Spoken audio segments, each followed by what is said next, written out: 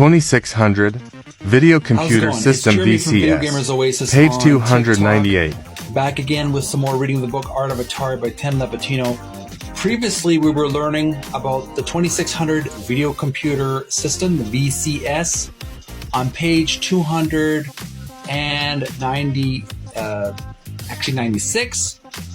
I had to take a break, folks, because I had to work. I didn't have time to get back to my reading. But I hope I gave you some food for thought while I was gone. Let's continue reading the rest of the paragraph. First, we're going to read the rest of the paragraph on page 298, and then we'll look at the illustrations on the previous page. So this is how we're going to do it. We're going to continue where we left off. Here's the continuation of our paragraph, page 298. Put my reading glasses on, and let's begin. Page 298, continuing on from page 296. Hardy credits his move to Atari to former boss, Murray, John Ellis. John Ellis had been at Fairchild, and Nolan Bushnell knew that he was something special. So he hired him at Atari to design the 2600. When John became VP of engineering, he needed advice. And he and I were close friends by that point.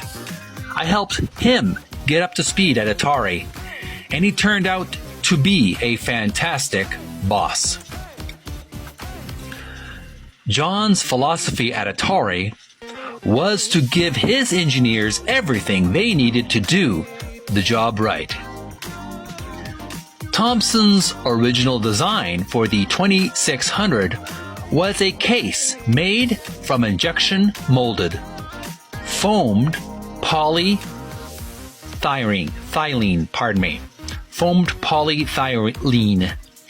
The console case was thick and sturdy, coupled with heavier RF, or radio frequency, shielding than would be used in later iterations.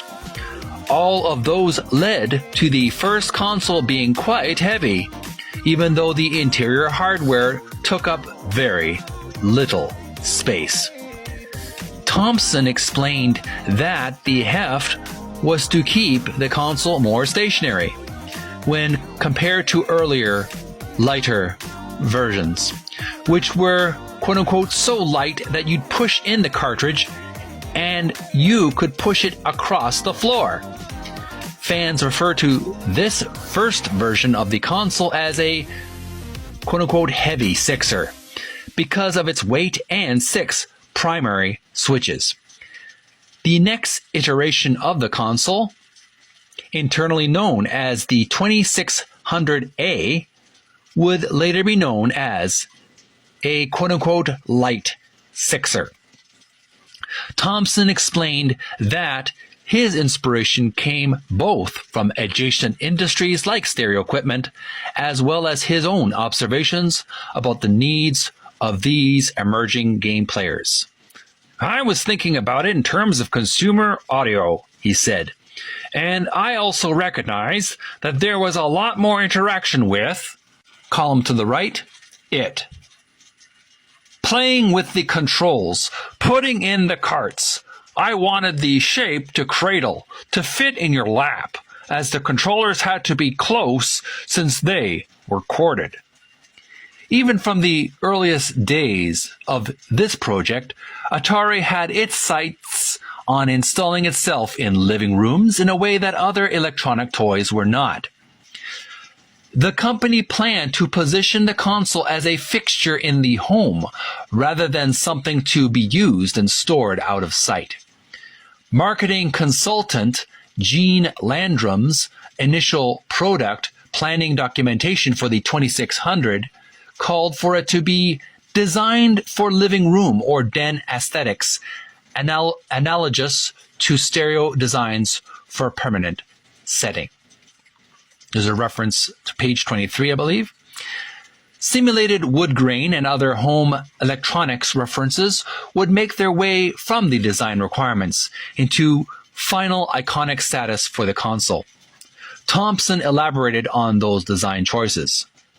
At the time, I wanted to integrate a little bit of warmth, and that's why that little hot stamped wood grain is there. The switches were nice little German switches that I had, again, pointed over from my audio days. They weren't cheap, but some of these functions, you make it look like a feature, but it's really just a simple toggle. We wanted to add more to it and give them pizzazz and features.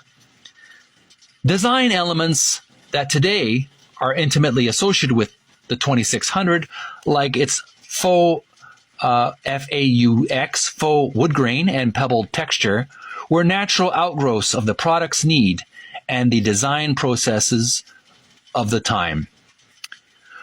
We're going to take a brief break on this page 298. There's more to the paragraph, but it continues on to the next paragraph. Let's take a quick break to look at the illustration in closer detail. Still on the bottom of page 298, description reads, another model iteration of the 2600 with smaller size cartridges and a storage bay set in the middle of the console to hold them.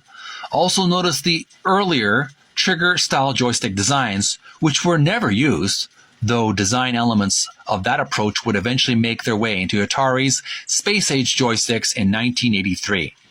So here we have an early version of the Atari 2600 with the cartridges inserted, of course, in the middle slot. And if you notice, there's also some cartridges on the bottom. There's a section in the earlier machine. I don't think they had this in the newer ones, but they have a section of a cabinet to put the cartridges in the machine itself for storage, I guess, for easy access. And of course, we have those trigger gun style joysticks, which were they weren't used in the newer iteration, but they were later used in the Space Age joysticks in 1983. So, leave your comments below if you are familiar with this machine. If you have this game on your TikTok channel, make sure to make some videos playing this game system, this older setup. We're going to take a quick break, and we're going to continue on page 299 right after this video. So thanks so much for watching. This is Jeremy from Video Gamers Oasis, and I'm going to take a little break, so I'll be right back. I'm going to upload this video, and we'll continue on the next page and next paragraph. So stay subbed, stay followed, send some likes and love if you like this content, and there's more after this. Thanks so much for your patience and watching me flap my gums while reading this long, in-depth, but very interesting history article.